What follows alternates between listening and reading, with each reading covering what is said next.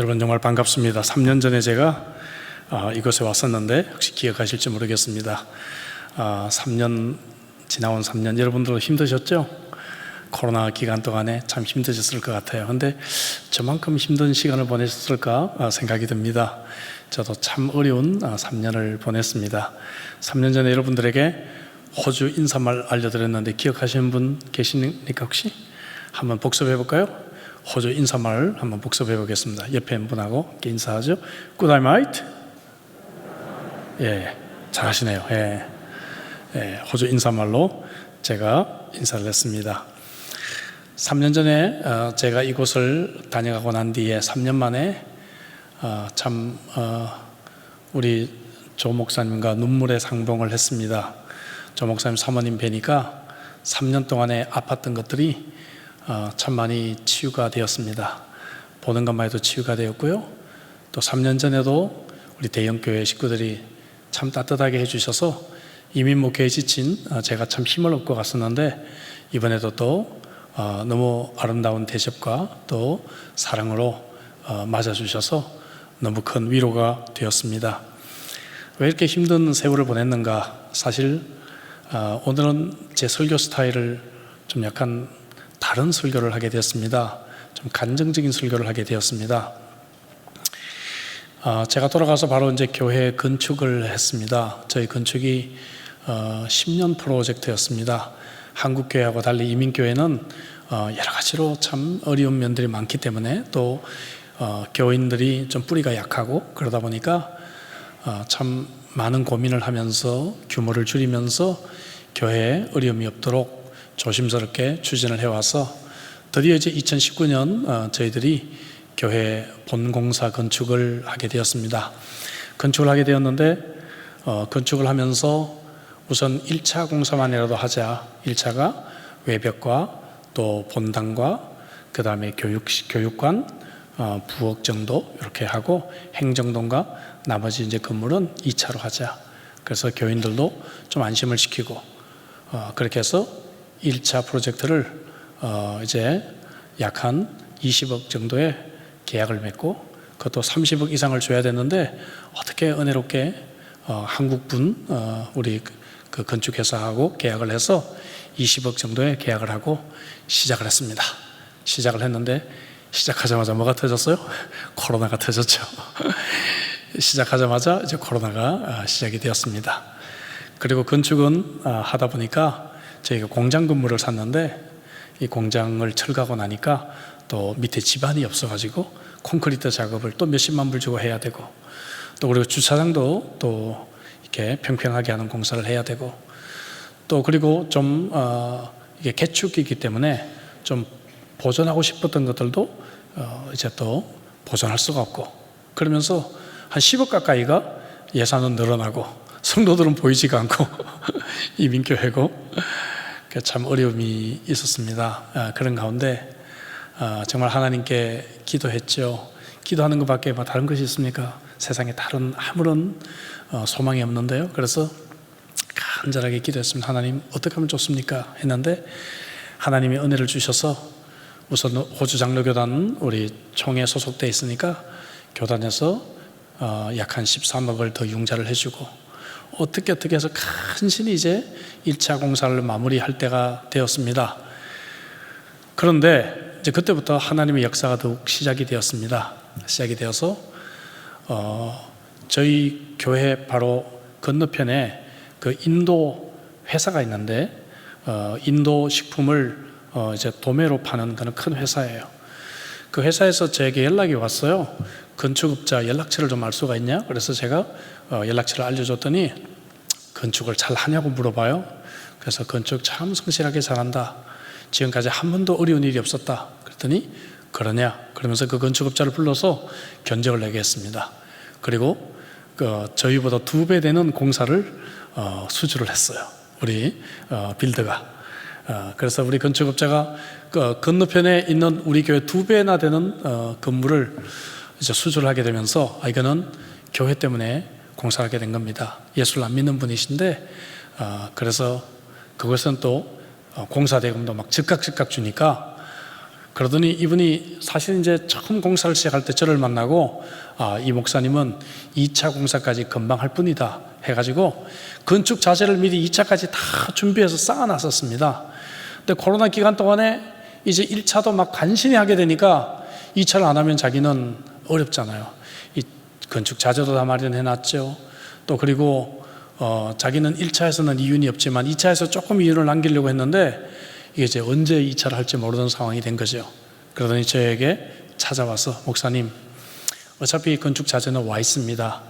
제가 2차 공사와 아래층 복구 공사와 여기 드라이브웨이 주차장 들어오는 진입로와 이 공사가 전체가 합쳐서 한 12억 정도 되는데 견적을 그렇게 드렸잖아요. 근데 원가만 받고 6억에 제가 하겠습니다. 그리고 6억도 교회 돈이 없으니까 2년 동안 제가 그냥 지어 놓을 테니까 교회에서 천천히 갚아 주십시오. 그래서 갑자기 그냥 교회가 완공이 되어 버렸습니다. 할렐루야. 생각하지 못했던 방법으로 하나님이 역사를 하셨어요. 그래서 제가 참 하나님 놀라우시다 간증도 하고, 교인들도 전혀 보이지 않는 가운데 교회는 완공이 되어져 가고 있었습니다. 건축을 하면서 제 아내에게 제가, 여보, 나 이제 건축만 끝나면 조금만 쉬고 싶다, 조금만 쉬고 싶다, 그러면서 이제 노래를 좀 불렀는데, 저희가 작년 5월 달에 이제 이 1차는 완공이 되어서 입당을 했습니다. 입당 예배를 은혜 가운데, 그때는 코로나가 조금 진정이 돼서 이제 교인들이 한 절반 정도 온 가운데 입당 예배를 드렸습니다. 입당 예배를 드리고 마지막 이제 아까 말씀드린 2차와 이쪽 공사는 10월 22일이 공사 완공일이었습니다. 10월 22일 금요일, 그날 이제 공사를 마감하기로 하고, 이제 그날 출근을 하면서 제 마음속에는 큰 흥분이 있었습니다. 이제 드디어 공사가 끝나는구나, 2년 만에. 그리고 이 큰 숙제를 하나님의 은혜로 했구나라고 생각을 하고 있었는데, 그날 제 아내가 사고가 났습니다. 그날 제가 이제 금요일 저녁에 어디 약속이 있어서 급히 가려고 교회 주차장에서 차를 몰고 이렇게 교회를 빠져나가는데, 차문도 닫혀 있었고, 제가 평소에 이렇게 이렇게 감정 이런 데 예민한 사람이 아니거든요. 무슨 소리가 쿵 하는 소리가 좀 들리는 것 같아요. 그 왼쪽 눈가로 뭔가가 이렇게 움직이는 물체도 보인 것 같아요. 근데 불길한 예감이 좀 들었지만 아니 모양이다 하고 가던 길을 가려고 브레이크에서 발을 뗐다가 다시 브레이크를 밟았습니다. 밟고 바로 교회 대문 앞에 진입로에서 차를 세우고 잠깐 확인을 하고 가야 되겠다 하고 나가봤더니 제 아내가 계단에서 굴러떨어져서 그곳에서 쓰러져 있었습니다.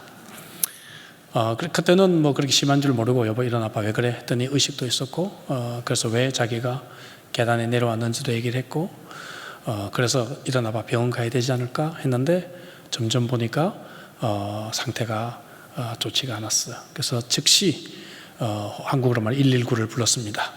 앰뷸런스를 불렀고 병원으로 갔습니다. 병원으로 갔는데 병원에서 이제 기다리는 사이에 제 아내가 너무 큰 고통을 호소하기 시작했어요. 그래서 의사들을 제가 데려와서 막 불렀습니다.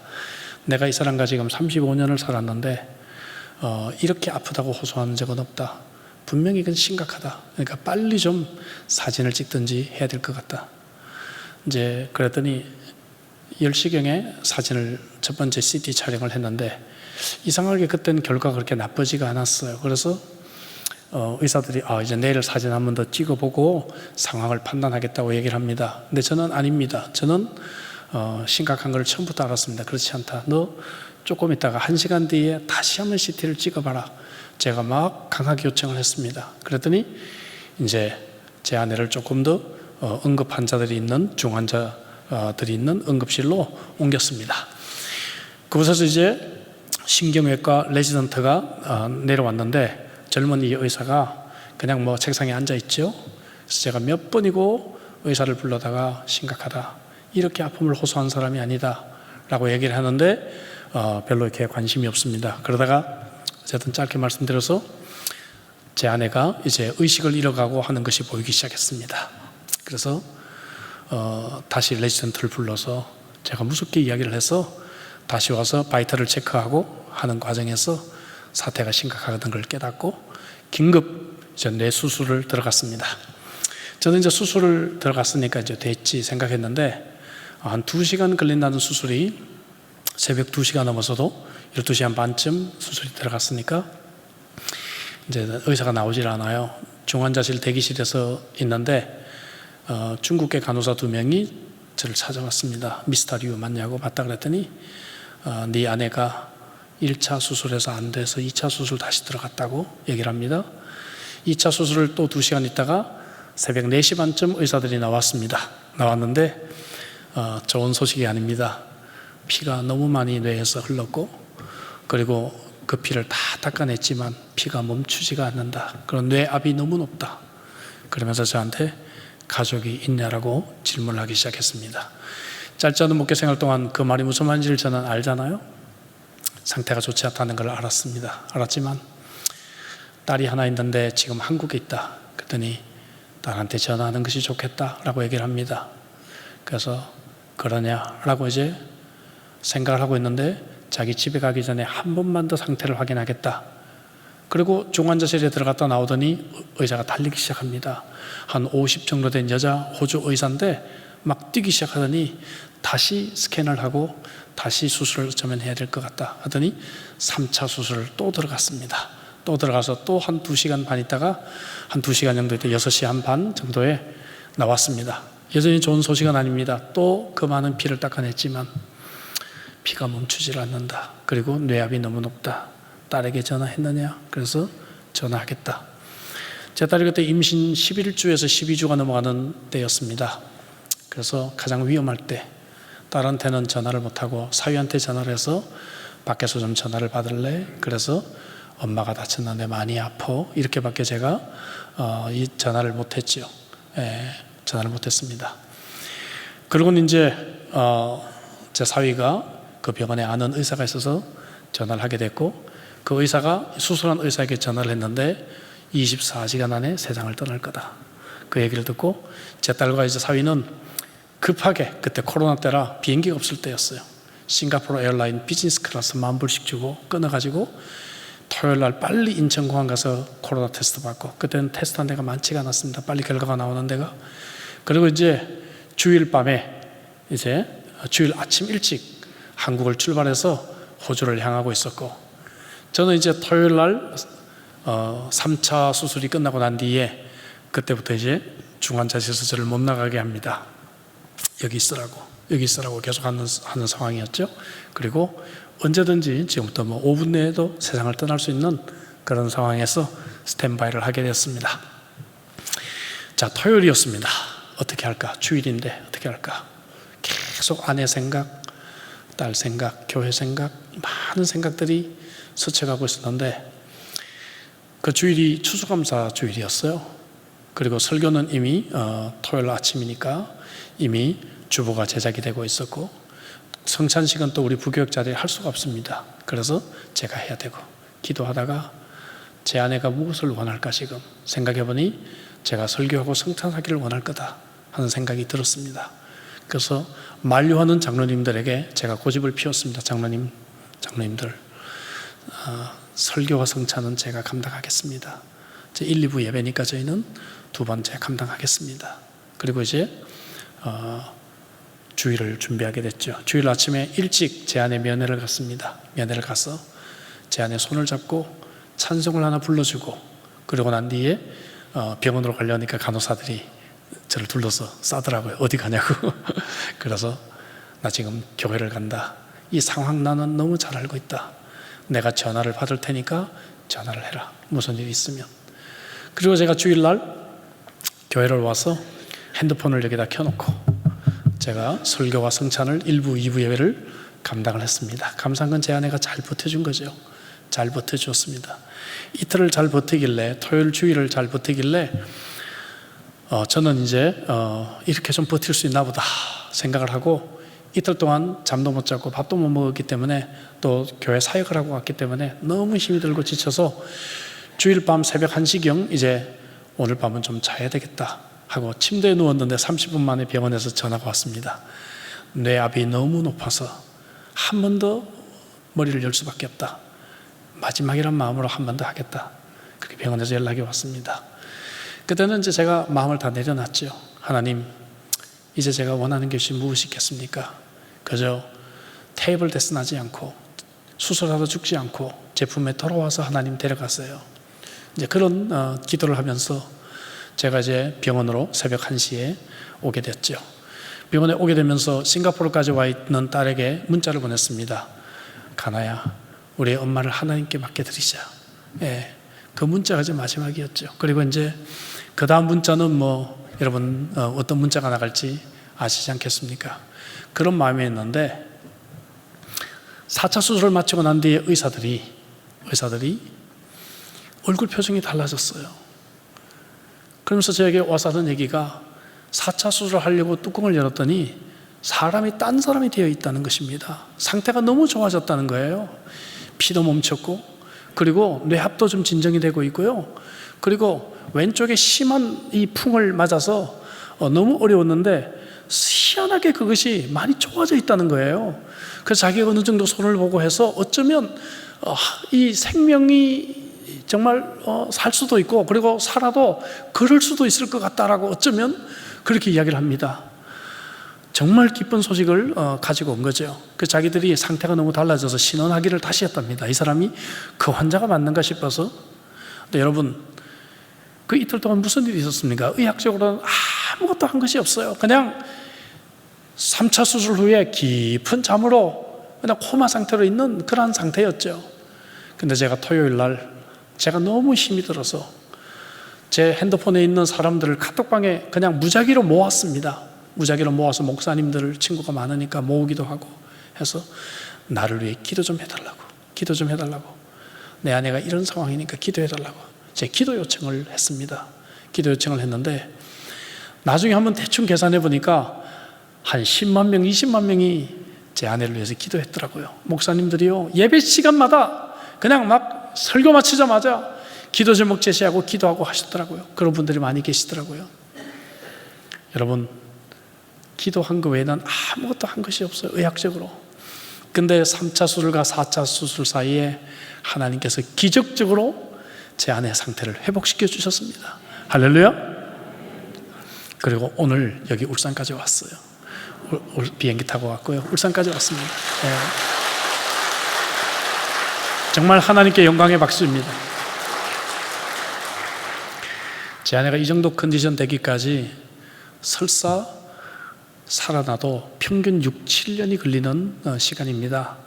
여러분, 가족 중에 뇌출혈로 사망한 분들도 많이 계시고 또 평생 장애로 계신 분들 많이 계시죠. 그분들은 제 말을 좀 이해할 것입니다. 이해할 텐데 평균 6, 7년, 어쩌면 평생 코마로 사시는 분들도 많이 계시는데 하나님께서 6개월 만에 이처럼 건강한 모습으로, 지금은 이제 거의 한 10개월 되었지만 건강한 모습으로 비행기 타고 한국에 오고 울산까지 왔습니다. 걷습니다. 저하고 3km를 걷습니다. 한국으로 오기 얼마 전에는 저하고 1km를 이렇게 천천히 뛰기까지 했습니다. 여기까지 오고 계신 하나님 찬양합니다. 저와 같은 상황을 만나본 사람 여러분들 가운데 있을 거예요. 제가 31년 단임 목회를 했습니다. 이민 목회했습니다. 이민자들의 삶은 참 어렵습니다. 그리고 참 다양합니다. 짧지 않은 세월 목회를 하면서 성도들의 피눈물을 어느 정도 안다고 생각했었습니다. 근데 제가 이번 경우를 겪어보면서 제가 성도들 앞에 용서를 빌었습니다. 내가 그동안의 성도들의 아픔을 몰랐다. 정말 이런 피눈물이 있다는 것은 내가 정말 몰랐다. 제가 성도들에게 용서를 구했습니다. 짧지 않은 세월 목회를 하면서 성도들을 다 안다고 생각했고, 그들의 아픔을 나도 공감한다고 생각했고, 그들의 눈물이 나의 눈물이라고 생각했지만 이런 아픔이 있었다는 것을 정말 알지 못하고 내가 목회를 한 사람이었구나. 제가 하나님 앞에 회개하고 성도들에게 용서를 구하는 그런 기회가 되었습니다. 여러분, 저와 같은 상황을 경험해 본 사람은 소망이 없으면 1분 1초도 숨쉬기가 어려울 것입니다. 저만 그럴까요? 여러분, 사람이라는 것이 다 그렇습니다. 여러분, 우리는 음식이 없이는 몇 주를 살아갈 수가 있어요. 물 없이는 며칠을 버틸 수가 있습니다. 그러나 공기가 없이 몇 분을 버틸 수가 있어요. 하지만 소망이 없다면 우리는 몇 초도 살 수가 없다고 저는 생각합니다. 사람들은 소망이 있는 한 모든 힘을 다해 최선을 다해 살아갑니다. 그렇다고 하면 여러분들은 어디에 소망을 두고 살아가고 계십니까? 무엇에 소망을 두고 여러분들은 인생을 사십니까? 사람들은 대부분 하나님이 아닌 다른 곳에 소망을 두고 살아갑니다. 돈에 소망을 두기도 하고 부동산이나 주식에 소망을 둡니다. 자녀에게 소망을 두고 살아가고도 있습니다. 골프나 낚시, 여행, 이런 취미생활에 소망을 두고 살아가는 사람도 있습니다. 저희 같은 이민자들은 그저 1년에 한 번 한국 가는 거, 여기에 소망을 두고 살아가기도 합니다. 소망을 그러나 하나님께 두지 않기 때문에 정말 많은 사람들이 소망이 없이 인생을 살아가고 있습니다. 여러분, 우리가 코로나 시기를 이렇게 오랫동안 겪으면서도 우리가 잘 배우지 못하는 것이 저는 있다고 생각해요. 어떤 사람은 낙관주의를 소망으로 착각합니다. 낙관주의는 뭔가 실제는 그렇지 않은데 모든 것이 잘 될 거야 라고 생각하는 것이죠. 현실과 동떨어진 경우들이 많습니다. 물론 비관주의보다야 심리적으로 도움이 되겠죠. 하지만 낙관주의 그 자체가 우리들에게 문제를 해결해 줄 수는 없습니다. 어떤 변화가 생기지가 않습니다. 데이트를 하는 여자들이 가장 흔하게 경험하는 것이죠. 이 남자는 나랑 결혼만 하면 나쁜 습관 다 고치고 착하고 멋진 남편 될 거야. 천만에요, 여러분. 결혼해 보시니까 그래요? 이제 마음 놓고 나쁜 짓 하죠, 결혼하면. 그렇죠? 많은 남자들이, 특히 미성숙한 남자들이 최고의 모습을 보일 때는 언젠가 결혼하기 전이에요. 그렇죠? 나를 꼬실 때요. 내가 넘어갔다 그러면 그때부터 끝난 겁니다. 결혼하고 나면요, 그 다음부터 마음 푹 놓고 밤새서 게임하고 이불 속에서 방구 끼고 별거 다 하죠. 구약 성경에 나오는 거짓 선지자들, 피상적 낙관주의자들이죠. 예레미야 6장 14절 대표적으로 보면 그들이 내 백성의 상처를 가볍게 여기면서 말하기를 평강하다, 평강하다 하나 평강이 없도다. 백성들이 그 아픔과 상처를 가볍게 여기면서 괜찮아질 거야, 괜찮아. 제가 이번에 경험을 해보니까요, 이런 피상적으로 위로하는 것이 오히려 상처가 되더라고요. 예? 나는 너무 힘든데 내 상황을 잘 알지 못해. 사모님 괜찮을 거예요, 사모님 나을 거예요. 예? 피상적으로 하는 이야기들이 오히려 상처가 된다는 것도 저도 알았습니다. 이런 피상적 낙관주의, 그죠? 평강하다고 말하지만 평강이 없어요. 이런 피상적 낙관주의는 쉽게 유괴당하는 여자 유치원 아이에게나 해당되는 것인데, 얼마나 많은 사람들이 이런 피상적 낙관주의의 인생의 소망을 붙잡고 살고 있는지 알 수가 없어요. 또 어떤 사람은 막연한 기대를 소망으로 생각합니다. 이런 거죠. 40세 싱글 자매가 새해를 맞으면서 소망합니다. 금년 안에는 나한테 이런 멋진 사람이 프로포즈할 거야. 나와 동갑이거나 한 5살 연하도 괜찮지? 키는 이제 5cm 줄여서 180까지만 이제 생각해 볼게. 직업은 연봉을 좀 낮춰서 1억까지만 내가 생각을 해볼게. 그리고 사자는 적어도 들어가야 되지, 아직.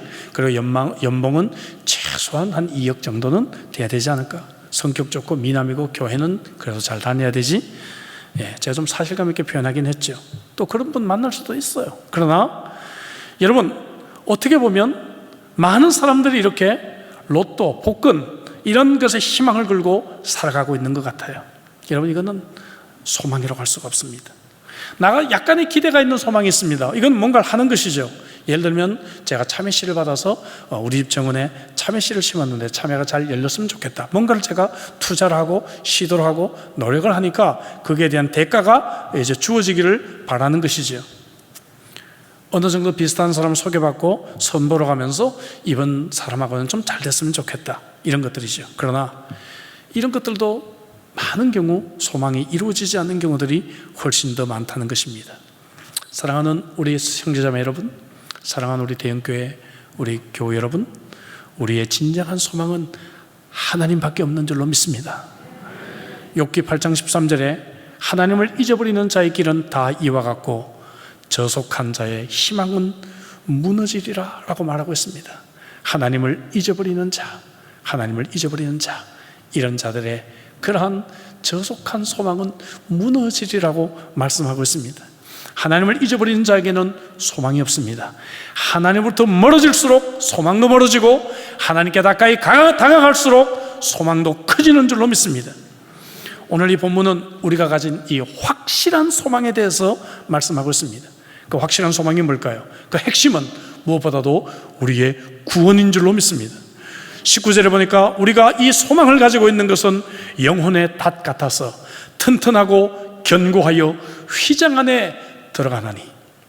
휘장 안에 들어간다, 이 말은 예수 그리스도로 말미암아 구원을 받게 된다는 것을 의미하지 않습니까?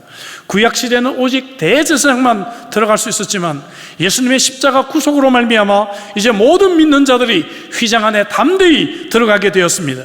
이것을 믿는 자는 확실한 소망을 가진 자들인 줄로 믿습니다. 히브리서 11장 1절에 믿음은 바라는 것들의 실상이요 보지 못하는 것들의 증거이라고 말하고 있죠. 소망 없이 믿을 수 없고 믿음 없이 소망을 가질 수가 없습니다. 믿음은 소망을 가져오고 또 반대로 소망은 믿음을 성장하게 합니다. 천국을 소망하지 않는 자가 어떻게 천국을 믿을 수가 있단 말입니까?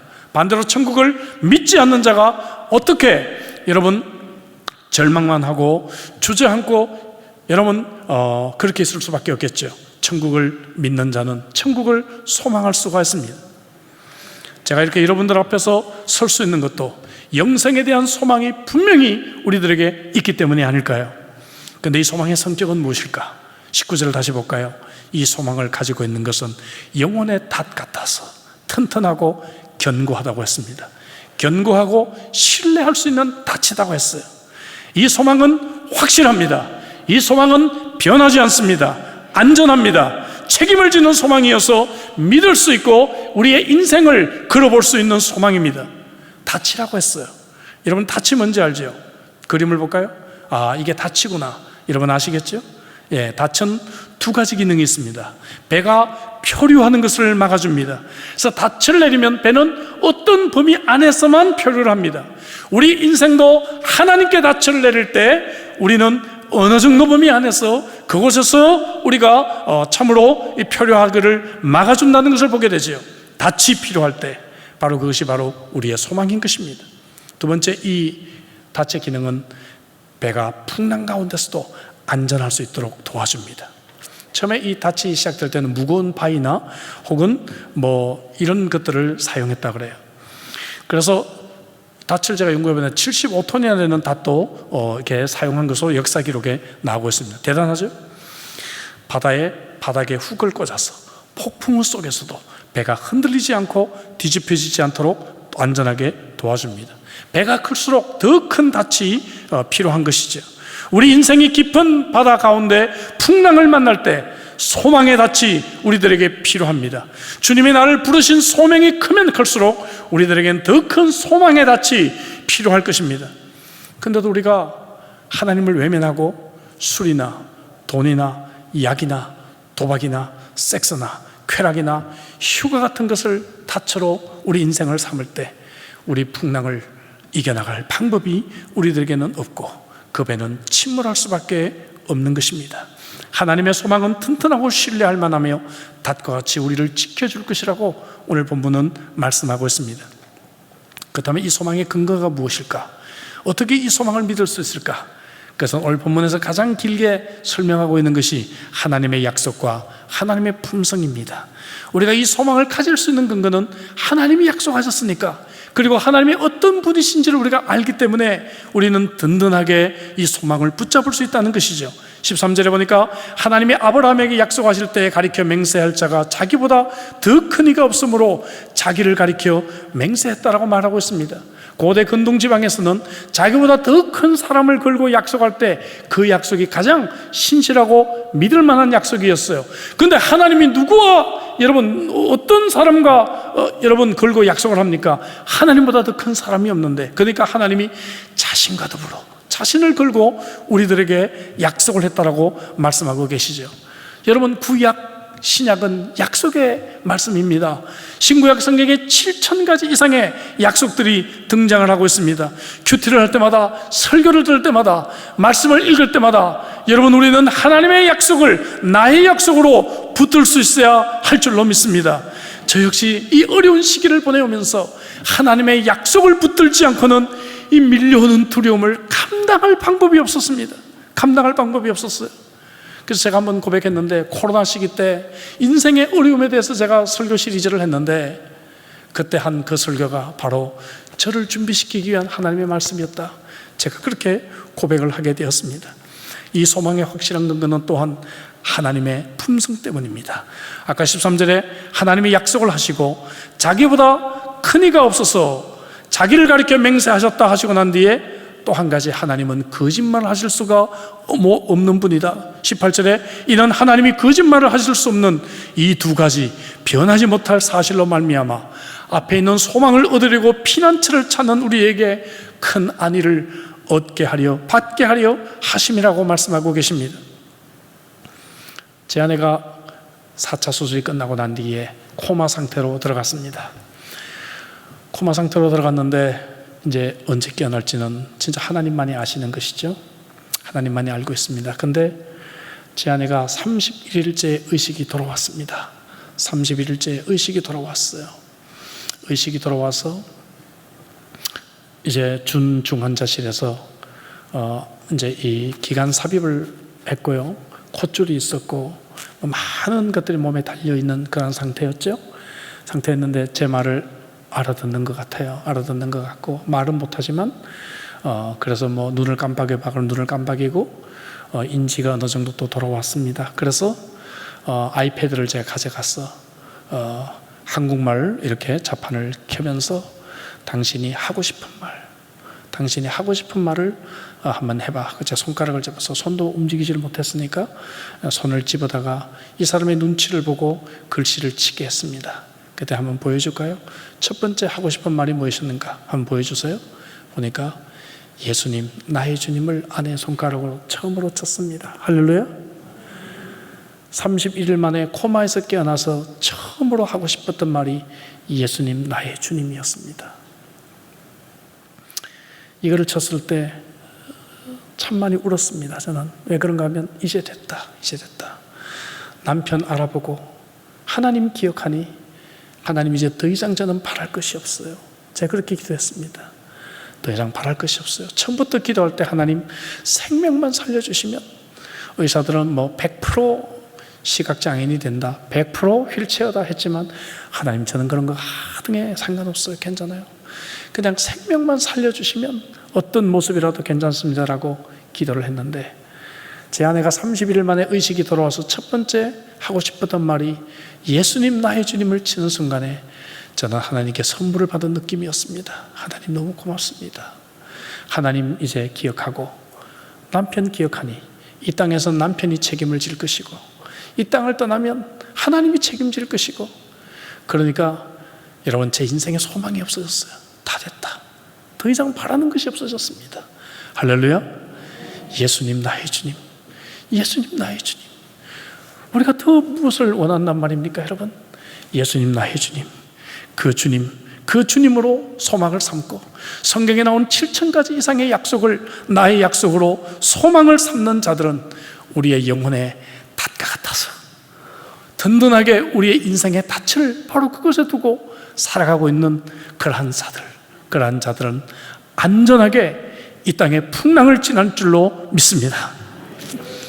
아내의 사고 직후에 제가 그때는 추수감사주일날 설교를 했는데, 제가 그때 그 짧은 와중에 토요일 하루 시간이 있었죠. 그때 제가 그래도 그 와중에 제가 하나님께 감사할 제목들을 적어봤어요. 추수감사절 설교를 하면서 마지막에 제가 20가지 감사할 조건을 가지고 설교를 했습니다. 이번 아내 사고 때문에 바로 그 다음 날이었죠. 예, 했는데 정말 하나님의 은혜를 주셨어요. 억지로 그 설교를 제가 마치고 정말 이 감사를 나누게 되었습니다. 그리고 주일 2번을 제가 설교를 하지 못하고 세 번째 주일날 드디어 제가 강단에 섰습니다. 강단에 서서 제 아내가 여전히 의식이 없는 가운데서 강단에 섰습니다. 왜냐하면 하나님이 살려주실 것 같다는 느낌을 받았습니다.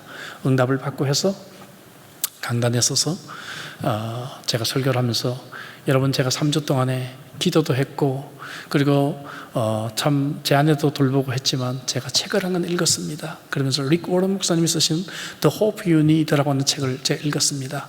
한국말로 번역이 됐는지는 제가 잘 모르겠어요. 이 책을 제가 읽으면서 제가 큰 위로를 받았습니다. 그러면서 그 설교의 내용을 제가 좀 나눴는데요, 이 소망의 열쇠라고 제가 10가지를 적었는데 이것은 이 책에 있는 내용을 제가 좀 인용을 한 겁니다. 그래서 제가 이제 여러분들에게 그 The Hope You Need라고 영어로 타이핑을 해드린 겁니다. 사실 이 릭 워런 목사님이 이 책을 저술할 때요, 저술하던 중에 그의 아들 매튜가 정신질환으로 자살을 하게 됩니다. 여러분, 아들이 대형교회, 미국을 대표하는 대형교회 목사님 아들이 여러분 우울증으로 자살을 했어요. 한번 생각해 보세요. 예. 얼마나 기가 막힌 일입니까? 그래서 목사님이 얼마 기간 동안에 목회를 못하고 이 저술 활동도 못하고 좀 쉬게 됩니다. 너무 큰 충격 동안에. 그리고 난 뒤에 이제 얼마 후에 회복을 하고 난 뒤에 그가 이 책을 이어서 이제 쓰게 된 것이죠. 제게 너무 큰 위로가 됐던 책입니다. 이 저자는 이 책에서 오늘날 많은 사람들이 소망을 갖지 못하고 낙심을 하는 이유가 뭘까? 그것을 10가지로 소개를 해주면서 주님이 가르치신 기도로 그 소망의 열쇠를 해석해 주고 있습니다. 저는 그 내용을 아주 간단하게만 인용을 하고 제가 오늘 설교를 좀 적용을 좀 해보려고 합니다. 첫째, 사람들이 낙심하는 이유는 고독하기 때문에 그래요. 너무 고독하니까. 군중 속에 있지만 외롭습니다. 그러나 주님이 가르치신 기도 맨 처음 마태복음 6장 9절 앞에 보니까 하늘에 계신 우리 아버지여라고 시작한다는 것이죠. 우리 아버지라고는 1인칭, 바로 우리의 아버지라고 이 주기도문이 시작합니다. 하늘에 계신 아버지는 나와 멀리 떨어진 아버지가 아니라 우리 아버지이고 우리를 결코 포기하지 않는 아버지시라고 말씀하고 있는 것입니다. 요한복음 14장 18절에 고아와 같이 우리를 버려두지 않는다라고 약속해 주셨던 것입니다. 우리 가까이 계시고 우리를 위로하시고 우리를 돌봐주시는 아버지시기 때문에 우리가 소망을 가질 수가 있는 것입니다. 저는 잘 꿈을 꾸지 않습니다. 그리고 꿈을 믿는 사람도 아닙니다, 사실. 근데 말입니다, 그래서 많이 듣던 말 같죠. 그런데 말입니다, 아내가 중환자실에서 코마 상태로 있을 때 제가 생생한 꿈을 2번 꾸게 됐어요. 아내가 어느 날 왼쪽 눈도 조금 뜨고 몸도 약간 움직이면서 희망을 주다가 다음 날은 거의 움직이지 않았어요. 그래서 제 마음이 너무 힘이 들었습니다. 너무 힘이 들어서 억지로 수요예배를 가는데, 담임 목사니까 그래도 예배 자리는 지켜야 되니까 억지로 수요예배를 가는데 눈물이 앞을 가려서 참 운전하기 힘들 정도로 울면서 제가 수요예배를 갔어요. 가서 앉아서 수요예배를 마치고 난 뒤에 좀 집에 돌아와서 밤까지 좀 기도를 하다가 12시경에 간신히 제가 지쳐서 잠이 들었고 새벽 3시경에 꿈을 꿨습니다. 근데 어떤 꿈이었는가 하면은 외출한 아내에게 제가 전화를 했어요. 핸드폰으로 전화를 해서 여보 어디서 빨리 집에 와 라고 전화를 하니까 제 아내가 활짝 웃으면서 여보 조금만 기다려, 나한테 시간이 필요해, 나한테 좀 더 시간이 필요해, 그 말을 하더라고요. 그래서 제가 그래 알았어, 내가 좀 기다려 줄 테니까 빨리 볼일 보고 빨리 집에 와 하고 전화를 끊어놨어요. 그러고 나서 잠이 깼는데 너무 생생한 꿈을 꾼 거예요. 그리고 하나님이 위로를 주셨어요. 그래, 아내에게는 아직 시간이 필요하다. 이 남반부에서 제일 크다고 하는 이 병원에서 20년 만에 이런 큰 사고가 있을까 말까라고 하니까 여러분 얼마나 큰 사고였어요. 예? 이 의사가요, 하나님을 안 믿는 사람 같은데 나중에 패밀리 미팅 때 이런 얘기를 하더라고요.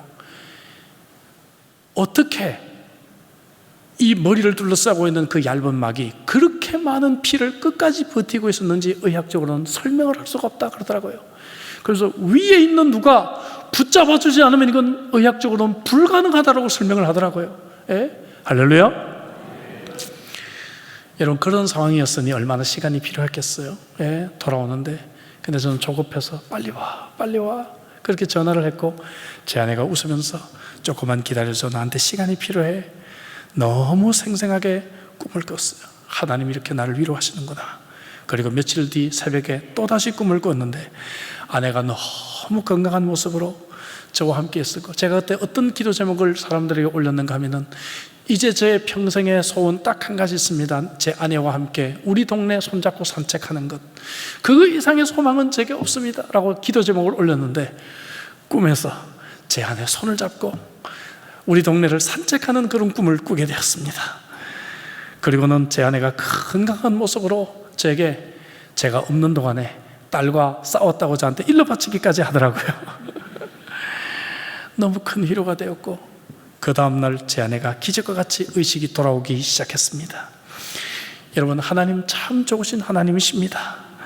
꿈을 별로 믿지 않는 저에게 꿈을 통해서 위로해 주시고, 이 하나님이 멀리 계신 하나님이 아니라 바로 내 옆에 계신 하나님, 우리의 하나님이라는 것을 알게 해주시고, 그 하나님을 붙잡을 수 있는 참으로 믿음과 소망을 우리에게 주셨다는 것을 깨닫습니다. 사랑하는 성도 여러분, 외로우십니까? 고독하십니까? 하나님이 바로 내 옆에 계십니다. 그리고 그 하나님은 바로 나의 하나님이신 줄로 믿습니다. 두 번째, 우리가 왜 낙심하는가? 그것은 무능하기 때문에, 능력이 없기 때문에. 우리 인생은 통제할 수도 없고 변화시킬 수 있는 힘도 나에게 없기 때문에 우리는 낙심하게 됩니다. 근데 9절에 이어서 무엇이라고 기도할까요? 이름이 거룩히 여김을 받으시오며 라고 기도하고 있습니다. 나는 무능하지만 하나님의 이름은 능력이 있는 줄로 믿습니다. 예수님께서 요한복음 17장 11절에서 내게 주신 아버지의 이름으로 그들을 보존하사. 여호와의 이름이 성경에 얼마나 많이 나와요. 대표적인 건 많이 있죠. 여호와 이레, 여호와 삼마, 여호와 니시, 여호와 샬롬. 좀 어려운 거 해볼까요? 여호와 로이, 목자란 말이죠. 여호와 츠드게누, 의로웠단 말이죠. 여호와 체바우트, 만군의 하나님이란 말이죠. 제가 이번 기회에 가장 많이 찾았던 거, 여러분들 많이 찾으시죠? 여호와 라파, 치료하시는 하나님. 여호와의 이 능력의 이름을 붙들고 있는 자, 여러분, 이런 자들은 나의 능력을 생각하지 않습니다. 내가 얼마나 부족하고 내가 얼마나 무능한지를 저도 이번에 또다시 깨달았습니다. 제가 할 수 있는 게 아무것도 없더라고요. 코마 상태에 있는 아내 옆을 그냥 지키고 있는 거 외에 무엇을 제가 할 수 있단 말입니까? 여러분, 근데 여러분, 하나님의 이름은 능력이 있는 줄로 믿습니다. 출애굽기 15장 26절 하반절에 나는 너희를 치료하는 여호와라고 말씀하지 않았습니까? 오늘도 여러분, 이 자리에 질병으로 고통당하는 분들이 계시죠. 가족들 중에 정말 낫지 않는 그러한 질병으로 인해서 고통당하고 있는 분들이 계실 것 같아요. 사랑하는 성도 여러분, 제 아내를 고쳐주신 그 하나님, 그 능력의 하나님이 여러분과 여러분들의 가족과 여러분들이 기도하는 사람에게도 동일하게 역사해 주시기를 주의 이름으로 축복합니다. 그래서 우리 성도들은 요즘 어떻게 기도하는가? 이렇게 기도해요. 어려운 기도였으면 윤여랑 사모님을 고쳐주신 하나님, 이 문제를 좀 해결해 주세요, 이렇게 기도합니다. 간증이 되었습니다. 저희 교회에 많은 분들이 절망적인 상황에서 윤여랑 사모님을 고쳐주신 하나님, 제 상황에서도 역사해달라고 기도하기 시작합니다. 여러분, 우리는 무능하지만 하나님의 이름은 능력이 있는 줄로 믿습니다. 세 번째, 우리가 왜 낙심하는가? 그것은 모든 것이 의미가 없기 때문에, 목적을 상실했기 때문에, 특히 나이가 들면서 내가 왜 이렇게 열심히 살았지? 인생을 돌아보면 눈물이 나고, 자식들에게 올인했지만 자식들에게 배신당할 때, 자식들이 서운하게 대할 때 내가 왜 이렇게 살아왔는지에 대한 목적의식을 상실하게 됩니다. 그래서 우리는 낙심하게 되죠. 평생 몸바쳐온 직장에서 명퇴를 당하기도 합니다. 그러나 여러분, 오늘 마태복음 6장 10절 예수님의 주기도문의 10절에 보니까 나라가 임하옵시며 라고 기도하고 있습니다. 하나님은 우리의 실패와 심지어 죄까지도 바꾸셔서 하나님 나라를 지금도 만들어가고 계시는 하나님이신 줄로 믿습니다.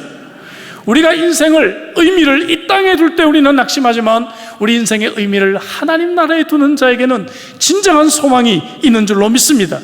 로마서 8장 28절 잘 알죠. 우리가 알거니와 하나님을 사랑하는 자 곧 그 뜻대로 부르심을 입은 자들에게는 모든 것이 합력하여 선을 이루느니라. 할렐루야.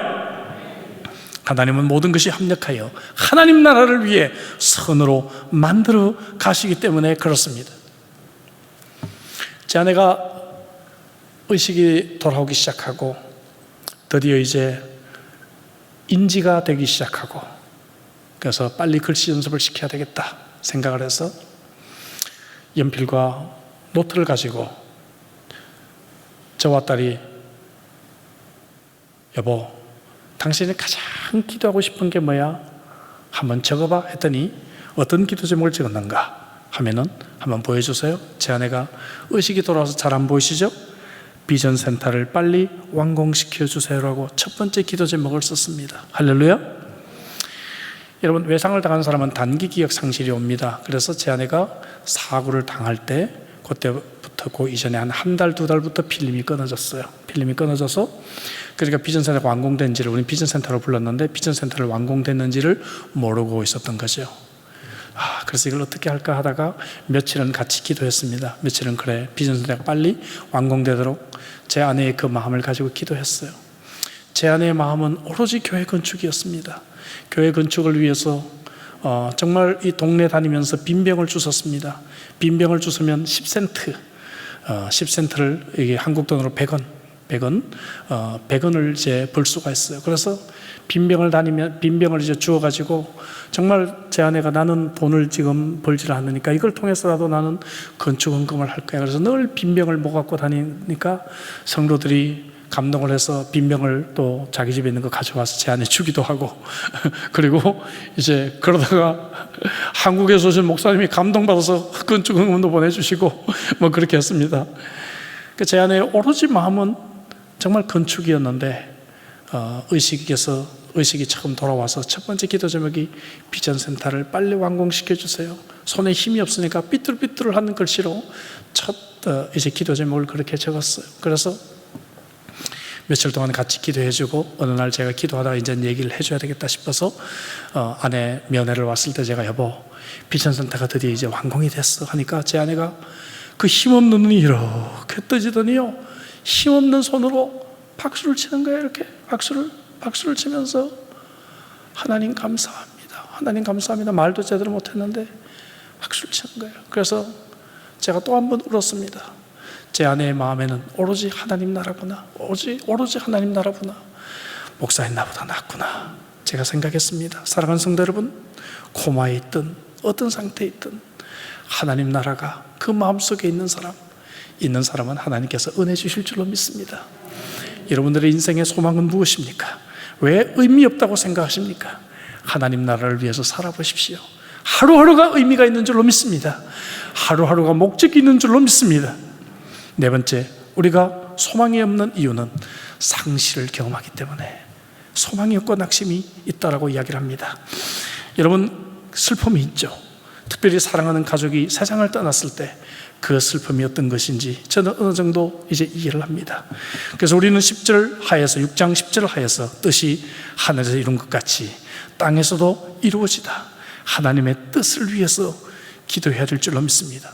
하나님의 뜻은 물론 이 땅에서 이루어지는 것도 있지만 다 이루어지지 않아요. 이 땅에서는 많은 상실을 경험할지 모르지만 하나님의 더 많은 뜻은, 여러분, 훨씬 더 완벽한 뜻은 이 땅이 아니라 하나님 나라에서 완전하게 이루어질 줄로 믿습니다. 우리의 뜻이 아니라 하나님의 뜻이라고 생각한다면 우리는 용기를 가질 수가 있지 않을까요?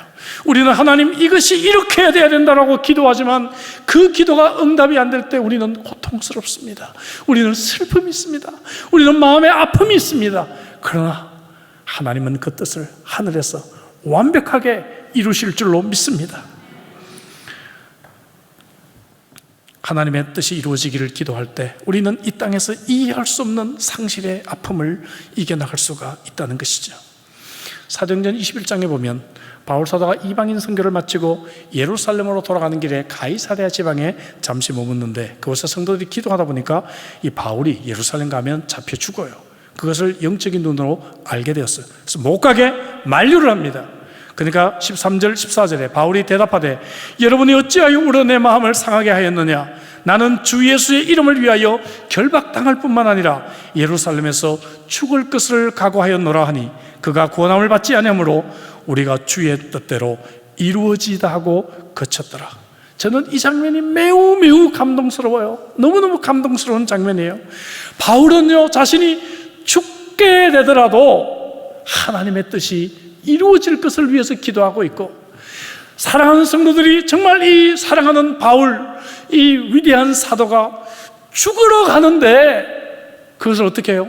주의 뜻이 이루어지다, 죽으러 가도록 하나님의 뜻을 위해서 눈물을 흘리며 보내주는 장면입니다. 여러분, 우리 인생에서도 여러분, 우리 사랑하는 사람들을 이렇게 하나님의 뜻에 맡기며 보내줘야 될 때가 있는 것 같아요.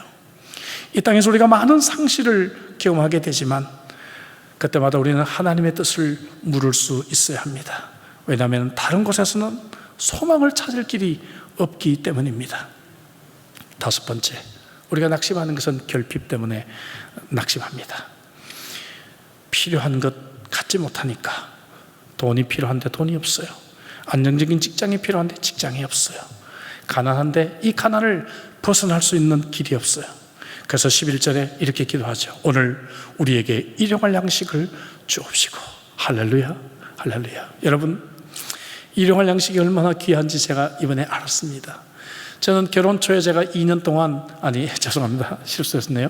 제가 2달 동안 제 아내 밥을 해줬어요. 왜냐하면 제 아내는 이 물 한 번 묻혀보지 않고 유치원 선생하다 저한테 시집을 왔거든요. 근데 저는 자취를 했기 때문에 저는 급하게 밥을 만들어 먹는 것이 저는 익숙합니다. 그래서 결혼을 했는데 결혼하니까 아내가 이쁘고 그래서 제가 2달 동안 힘든 줄을 모르고 계속 밥을 해서 여보, 김치찌개는 이렇게 하는 거야, 고등어찌개는 이렇게 하는 거야.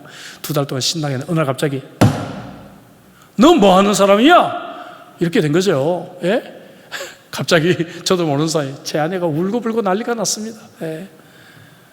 그때부터 제 아내가 밥을 하기 시작했어요. 배우고 밥을 하기 시작했는데 최고의 요리사가 되었습니다. 그 뒤로는 제가 사실 정말 살림을 거의 하지 않고 지금까지 살았잖아요. 35년 가까이를 살았잖아요. 제 아내가 다치고 난 뒤로 이제 제가 지금도 살림을 하고 있습니다. 살림을 안 하다가 해보니까 처음엔 서툴러 가지고 3월 달에 제가 사실 제 아내 데리고 잠깐 한국에 왔어요. 뭐 없는 돈에 비즈니스 클래스로 제 아내를 눕혀가지고 간신히 한국에 왔어요. 장모님이 아직 살아계신데 96세인데 치매가 진행이 됐거든요. 그래서 장모님이 기억할 때 한번 만나게 하려고 제 아내도 의식 돌아오자마자 엄마를 찾았거든요. 그래서 제가 약속을 했어요. 당신 비행기만 탈 수 있으면 내가 엄마 만나게 해줄게. 약속을 했거든요. 잠깐 왔다 갔는데 한국에 입국할 때 이 지문이 안 나와가지고 제가 불려갔습니다. 다시. 이번엔 지문이 많이 좋아졌다고 얘기를 해요. 그래도 아직도 제가 살림을 하고 있는데 살림을 하다 보니까 일용할 양식이 얼마나 귀중한지 제가 또 알게 되었습니다. 한 끼 한 끼가 이렇게 힘들었구나. 제가 많이 깨닫고 우리 가정주부, 우리 자매님들 존경합니다. 참 오랫동안 여러분 수고하셨습니다. 제가 제 아내에게 늘 위로합니다. 제가 제 아내가 참 마음이 힘들어해요. 남편이 이렇게 열심히 살림하는 거 힘들어요. 제가 위로해 줍니다. 당신 35년 동안 하지 않았느냐? 금년 연말까지 당신 안식년이야? 제가 위로해 줍니다. 기쁨으로 살림하고 있습니다. 이게 살림을 해보니까 이것도 제 은사가 아닌가라고 점점 조금 제가 혼돈스러워하고 있습니다. 제가 은사론 강의하면서 그 얘기를 했습니다. 은사 중에 이게 그 개발되지 않은 은사, 영어로 undeveloped gift라고 얘기를 해요. 개발되지 않은 은사. 우리는 안 해봤기 때문에 못한다고 생각했는데, 여러분, 안 해봤기 때문에 내가 못한다고 생각한 것이지, 해보면 이게 또 나한테 맞는구나 이렇게 생각할 수가 있거든요. 이 살림은 제 은사가 아닌 줄로 생각했는데 해보니까 이게 또 재미가 있어요. 이게 그릇을 어떻게 포개고 어떤 그릇을 쓰고 하는 게 재미가 있더라고요. 이게 쇼핑도 제 아내가 얼마 전에 얘기를 하는데 보니까 좀 더 싼 물건을 어떻게 잘 살 수 있는가 이런 것도 제가 연구하게 되고요. 제 아내 데리고 슈퍼마켓 근래 몇 번 갔는데 가보니까 이거 그건 비싸서 안 돼 제가 얘기하고 더 싼 물건 저쪽 돌아가면 있어 제가 얘기도 해주고 그래서 제가 좀 고민하고 있습니다. 제가 좀 빨리 은퇴하고 살림 쪽으로 제가 좀 더 갈까 좀 생각하고 있어요. 여러분, 일용할 양식 왜 우리가 결핍하다고 왜 부족하다고 낙심합니까? 우리에게 일용할 양식이 있는데 우리나라 와보니까 너무 잘 살아요. 일용할 양식이 있지 않아요? 우리가 어떻게 기도하면 하나님 몇 년 살 양식을 주십시오. 그렇게 기도하지 않았어요. 본문을 보십시오. 이 구절을 보십시오. 하나님 몇 달 살 수 있는 양식을 주십시오. 기도하지 않고 오늘 우리에게 일용할 양식을 달라고 기도하고 있습니다. 여러분, 오늘 하루의 필요를 하나님은 채워주시는 하나님이신 줄로 믿습니다. 왜 내일을 염려합니까? 여러분, 왜 아파트값 떨어진다고 여러분 염려하고 근심하고 낙심하고 땅꺼지게 한숨 쉬고 계십니까? 왜 주식가에 좀 내렸다고 그것 때문에 인생의 소망을 접고 사십니까? 사랑하는 성도 여러분, 하나님은 우리의 필요를 채우시는 하나님이십니다. 우리의 욕심을 채우시는 분이 아니에요. 빌립보서 4장 19절에 나의 하나님이 그리스도 예수 안에서 영광 가운데 그 풍성한 대로 너희 모든 쓸 것을 채우시리라, 너희 모든 욕심을 채우시리라 하지 않았습니다. 로마서 8장 32절에 자기 아들을 아끼지 아니하시고 우리 모든 사람을 위하여 내어주시니가 어찌 그 아들과 함께 모든 것을 우리에게 주시지 아니하겠느냐. 할렐루야. 여러분, 하나님께서 오늘 우리에게 일용할 양식을 주시고 내일 일은 걱정하지 않고 내일 또 하나님께서 우리에게 필요한 양식을 주실 거야, 내일 또 필요한 것들을 공급해 주실 거야 라고 여러분 믿는 사람에게는 낙심하지 않습니다. 결핍을 염려하지 않습니다. 하나님께 소망을 두시기 바랍니다. 하나님은 그렇게 매일매일 매순간 매순간 하나님을 의지하는 사람을 하나님은 기뻐하시고 그런 사람에게 그날 필요한 것들을 주시고 그날 내가 한 걸음을 내 뒤에 디뎌야 될 바로 그 발걸음을 인도하시는 하나님이신 줄로 믿습니다. 여섯 번째, 우리가 낙심하는 이유는 죄책감이 있기 때문에 낙심합니다. 인생을 살아가면서 후회가 있습니다. 수치심이 있습니다. 내가 이러고도 내가 집사인가? 이러고도 내가 권사인가? 이러고도 내가 목사인가?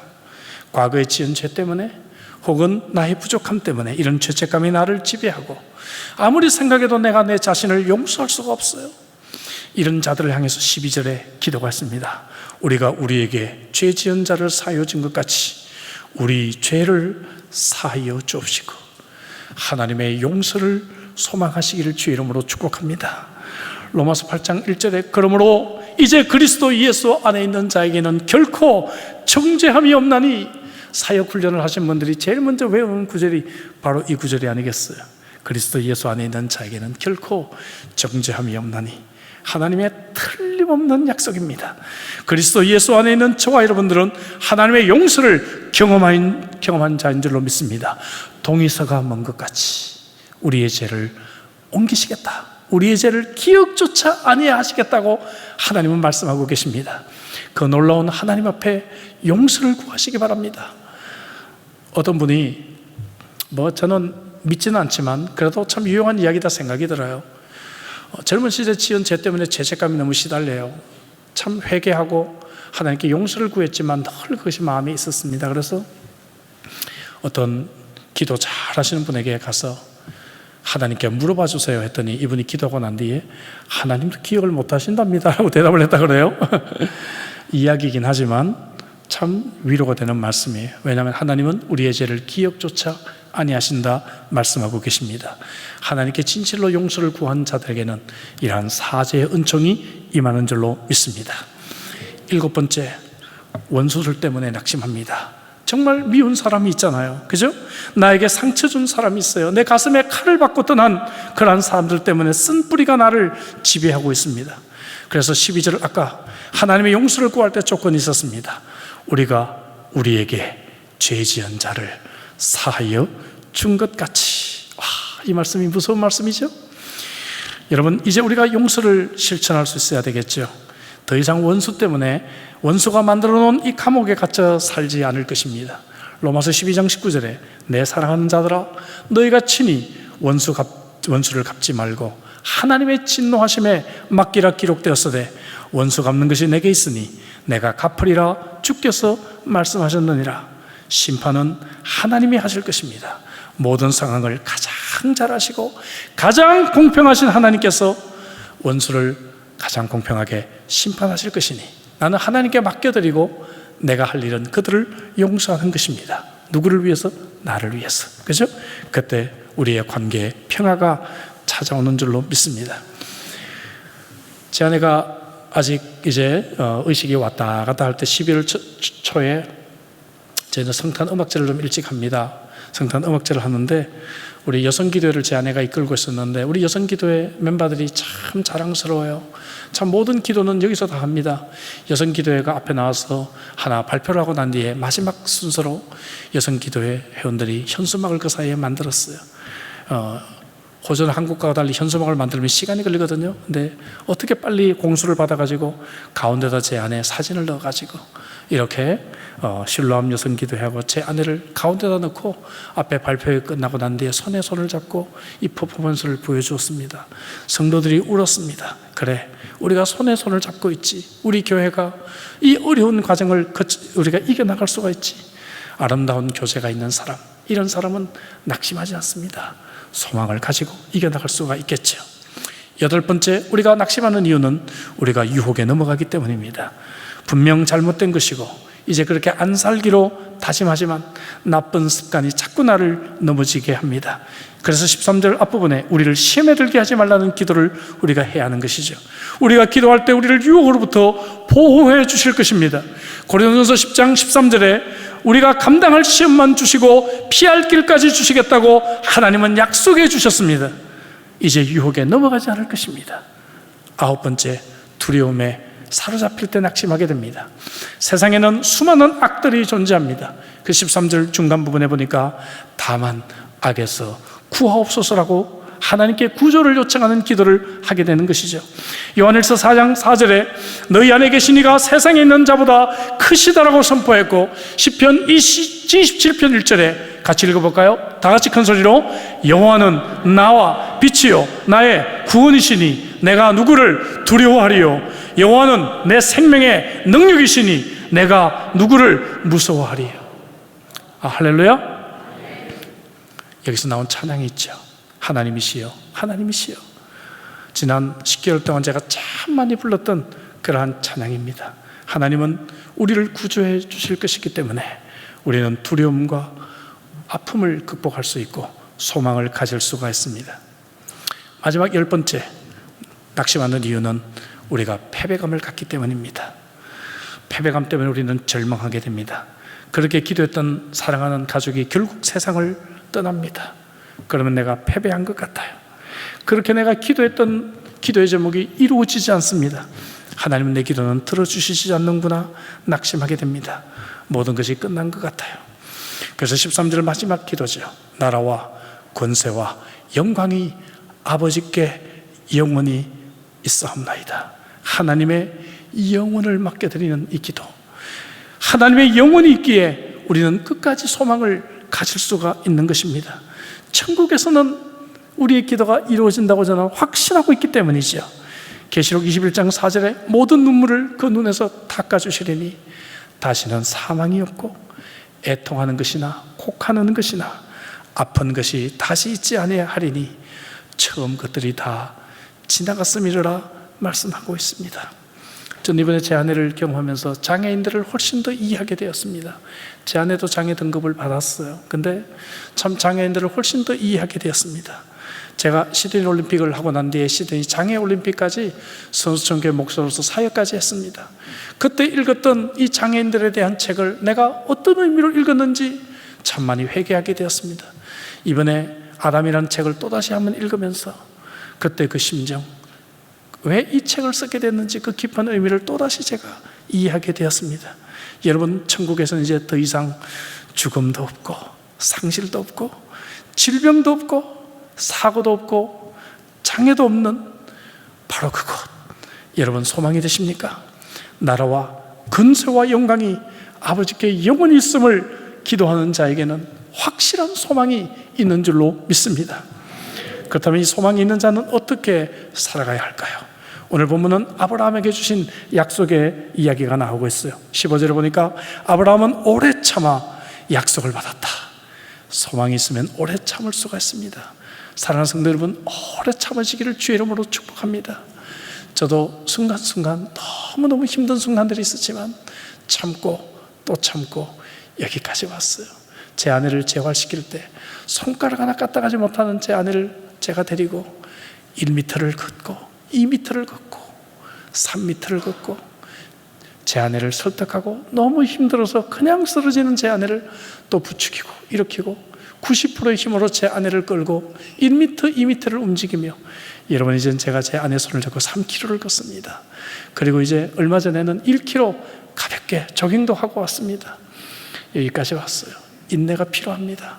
여러분 참아야 합니다. 약속의 이 소망을 가지고 우리는 인내하며 그날까지 가야 합니다. 오늘 본문이 시작되기 바로 직전 10절 11절에 소망이 있는 자의 삶을 이렇게 근거합니다. 같이 한번 큰 소리로 읽어보겠습니다. 다 같이. 하나님은 불의하지 아니하시사 너희 행위와 그의 이름을 위하여 나타낸 사랑으로 이미 성도를 섬긴 것과 이제도 섬기고 있는 것을 잊어버리지 아니하시느니라. 우리가 간절히 원하는 것은 너희 각 사람이 동일한 부지런함을 나타내어 끝까지 소망의 풍성함에 이르러. 아멘. 이미 섬기고 이제도 섬기고 부지런함으로 끝까지 열심으로 주님을 위해 우리는 소망을 가지고 살아야 합니다. 아내가 의식이 돌아왔을 때 만나고 싶은 사람을 기록해보라고 했어요. 만나고 싶은 사람. 그랬더니 아내가 1번부터 10번까지를 썼어요. 잘 보이지 않죠? 1번 예수 안 믿는 사촌들, 2 예수 안 믿는 친구들, 3 믿음이 약한 주위 사람들, 4 예수 안 믿는 친구들, 5 우리를 잘 모르는 친구들, 6 배고픈 사람들, 너무 어렵고 힘든 사람들, 7 어렵고 배고픈 사람들, 8 예수님에 대해 궁금해하는 사람들, 9 이 세상에 대해 잘 모르는 사람들, 10 예수님을 안 믿는 사람들. 의식이 희미할 때였는데 아직 조금 전에 여기가 어디 웨스트미드 병원 했는데도 그걸 금방 잊어버리는 단기 기억 상실을 여러분 재활하고 있는 그런 상태였는데, 만나고 싶은 사람 1번부터 10번까지가 예수님을 안 믿는 사람들이었습니다. 제가 목사로서 참 많이 회개했습니다. 여러분들이 만나고 싶은 사람들은 어떤 사람들입니까? 여러분들이 천국 문 앞에 갔다 왔다면 여러분들은 누구를 만나기를 원하십니까?